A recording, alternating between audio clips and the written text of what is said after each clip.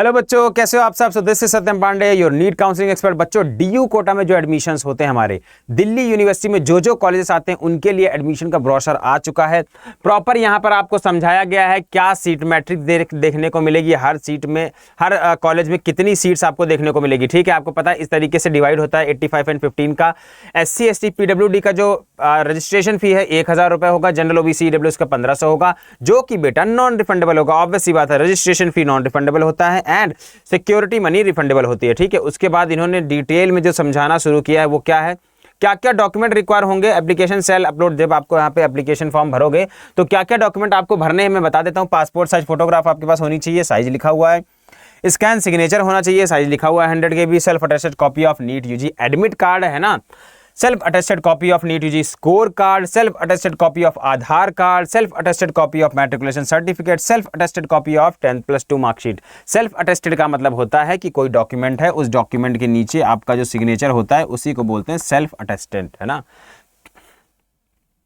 फिर उसके बाद 10+2 बता ही दिया। उसके बाद और क्या चीजें होनी चाहिए, certificate from the principle of the school concern the prescribe form of the school is situated with the national, है ना। मतलब अगर NIOS है ना, NIOS वाले आप बच्चे हो तो आपका जो सर्टिफिकेट होना चाहिए वो भी आपको अपलोड करना है। ठीक है, उसके बाद अगर पत्राचार विद्यालय और national institute of open schooling से किया तो वो वाला अपलोड करना है।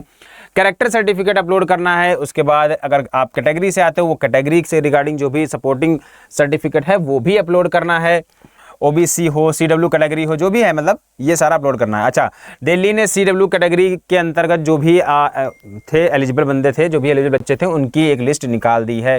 EWS हो तो वो अपलोड करना है, OCI कार्ड है तो वो अपलोड करना है, और अलॉटमेंट लेटर जब मिलेगा आपको MCC की तरफ से तो the applicants are required to bring a print out of the registration form. क्या चीज़ें आपको करनी, याद रखो, इंपॉर्टेंट है कि भाई एप्लीकेंट्स को प्रिंट आउट रजिस्ट्रेशन फॉर्म जो होगा, अलॉटमेंट लेटर जो होगा, और ओरिजिनल सर्टिफिकेट के 2 सेट में कहता था ना, 2 सेट बना लो। जो भी डॉक्यूमेंट्स है बेटा उनके 2-2 सेट बनाते हुए चलो। ठीक है, आपके पास होने ही चाहिए, एक स्पेयर में एक सेट भी होना चाहिए। ठीक है, आपको पता है जितनी भी सेंट्रल यूनिवर्सिटीज हैं उनकी काउंसलिंग भी MCC के अंदर आती है बेटा। तो अब उनमें कौन कौन से कॉलेजेस हैं उनका डिवीजन यहाँ पे दिया गया है, LHMC, MAMC, UCMS, और इनके फिर टोटल बताया गया है कि भाई LHMC में टोटल 240 सीट रखी गई हैं, जनरल में 70 हैं, जनरल CW में 4 हैं, जनरल PH में 4 हैं, SC में 26 हैं, EWS में 16 हैं, OBC में 45 हैं। इस तरीके से प्रॉपर दिया गया है।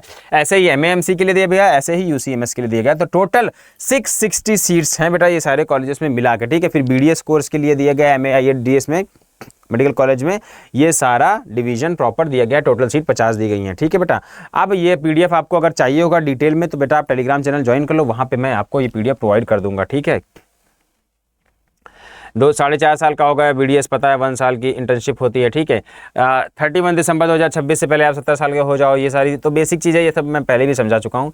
एप्लीकेंट जो होना चाहिए वो फिट होना चाहिए, मेडिकली फिट होना चाहिए। ठीक है, उसके बाद बात करें NGOI सेंट्रल पूरी स्कीम के अंतर्गत जो है हमारा 21 सीट्स जो है, 6 MAMC की, 15 LHMC की, ये भी इसके अंदर आती हैं। ठीक है बेटा, उसके बाद फिर यहाँ पे मतलब लिखा हुआ है कि कौन सा सर्टिफिकेट होगा उसका कौन अथॉरिटी होगा, है ना।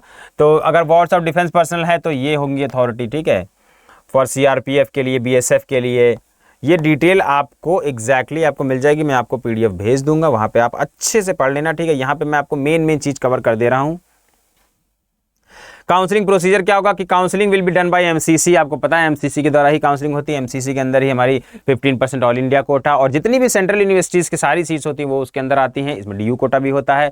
एंड बात करें डीम्ड यूनिवर्सिटीज़ वगैरह हो गई, उनकी भी 100% सीट, एम्स की 100% सीट, ये सारी MCC के ही अंदर आती हैं। ठीक है, कह रहे हैं कि जो लेफ्ट ओवर सीट होंगी MCC के द्वारा वो स्टे वैकेंसी राउंड में भर दी जाएंगी अगर खाली रह जाती हैं। ठीक है, रिगार्डिंग रेजिग्नेशन के बारे में बताया जाए, रेजिग्नेशन के रूल्स में आपको समझा चुका हूं। Surety bond money, a bond worth 3 lakh with 2 sureties should be executed by the applicants at the time of their provisional admission.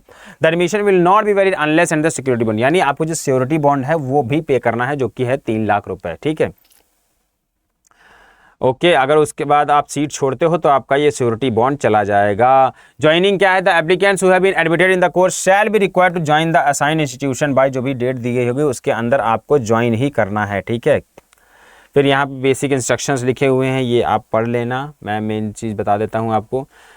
Span period आपको बता दिया है, MBBS का 4.5 साल का होता है। फिर BDS में 1 साल की रोटेशनरी इंटर्नशिप भी होती है। यहाँ पे रेवेन्यू की बात करें तो, सॉरी रिजर्वेशन की बात करें तो reservation of seats for SC ST applicants की बात करें तो 15% seats are reserve for applicants belong to SC category and 7.5% of for the ST category. ठीक है, यहाँ पे रिजर्वेशन की बात लिखी हुई है। तो ओवरऑल यही चीज़ें जो मेन थी बेटा मैंने समझा दी हैं DU के बारे में, जो आपको पता होना चाहिए था। ठीक है, ऊपर कॉन्टैक्ट डिटेल्स दिए गए हैं, कॉन्टैक्ट डिटेल्स में जब आपको नीड होगी तब आप उनको कांटेक्ट भी कर सकते हो। It is clarified further that PWD students who are getting fellowship financial assistance है ना, उनके लिए ये चीज़ मैंने आपको DU की जो समझाई थी पहले, गाइड बुक मैंने डाली थी वहाँ पे ये मैंने ऑलरेडी समझा दी थी। ठीक है, तो अगर 3,000 रुपये पर मंथ है तो फी वेवर होगा प्लस 50% मेस सब्सिडी होगी। 3,000 से 8,000 अगर फेलोशिप मिल रही है तो फी वेवर, बट कोई मेस उसमें काउंट नहीं होगा, और अगर 8,000 से ऊपर है तो कोई फी वेवर देखने को नहीं मिलेगा। ठीक है, रिजर्वेशन फॉर आर्म फोर्सेस के लिए बताया गया है कि कौन कौन क्या रिजर्वेशन रहेगा। प्रायोरिटी दी गई है कि सबसे पहले विडोज आएंगे, wards of defence person killed in action, इस तरीके से 1 2 3 4 5 6 7 8 पूरा प्रायोरिटी दी गई। 6 नंबर पर प्रायोरिटी आती है वार्ड्स ऑफ एक्स सर्विसमैन की। तो जो बच्चे भी एक्स सर्विसमैन के थ्रू जाना चाहते हैं उनकी प्रायोरिटी को 6 नंबर रखा जाता है, यानी पहले के जो 5 होंगे पहले उनको सीट अलॉट होगी अगर उसी कॉम्पिटिशन में एक और बच्चा है तो। ठीक है, और 8 नंबर की प्रायोरिटी, या कई बार बच्चे पूछते हैं सर सर्विंग पर्सनल को मिलता है नहीं मिलता, तो बेटा उनकी प्रायोरिटी जो होती है वो 8 नंबर पे रखी जाती है। ठीक है, कन्वर्जन ऑफ सीट्स बेटा मैं आपको बता दूं तो अगर ST में CW में बच जाती है तो उसको ST में कन्वर्ट कर दिया जाता है, SC की बात करें तो नॉर्मल में कन्वर्ट कर दिया जाता है। ठीक है, एंड अगर ST में सीट बच जाती है तो उसको SC में कन्वर्ट कर दिया, फिर लास्ट में क्या किया जाता है, अगर SC में भी बच गई तो उसको अनरिजर्व में कन्वर्ट कर दिया जाता है। ठीक है बेटा, तो ये आपका DU का था। आप टेलीग्राम चैनल ज्वाइन कर लो। एंड बेटा हम आपके लिए बहुत अच्छी चीज लेके आए हैं इस बार, क्या कि आप लोग कहते थे कि सर हमें ना बात करनी है आप लोगों से, हमारे काउंसलर से, हमारे एक्सपर्ट से बात करनी है। तो बेटा बात करने के लिए हमने क्या किया, एक बैच ऐसा लॉन्च किया है जिसमें हमने कॉलिंग फीचर आपको दिया है। 30 मिनट्स का आपको कॉलिंग फीचर मिलेगा, यानी 30 मिनट आप अपने एक्सपर्ट से बात कर सकते हो। ठीक है, अगर आपको इस बैच में एनरोल करना है तो डिस्क्रिप्शन में देखो वो बैच दिख रहा होगा, वहां पे जाना है, वहां से आप डायरेक्ट एनरोल कर सकते हो। ठीक है, और बेटा आपको एनरोल करते वक्त जो कोड लगाना है वो क्या है, GMC 26। ठीक है, और अगर बैच के बारे में और डिटेल जानना चाहते हो तो इस नंबर पर कॉल कर सकते हो। ठीक है, उसमें 30 मिनट्स का आपको कॉलिंग का फीचर दिया जा रहा है, यानी आप 30 मिनट तक, ठीक है, फिर आप डिवाइड कर सकते हो अपनी कॉल, है ना, 10-10 मिनट की या 15 मिनट की 2 कर सकते हो जैसा चाहो।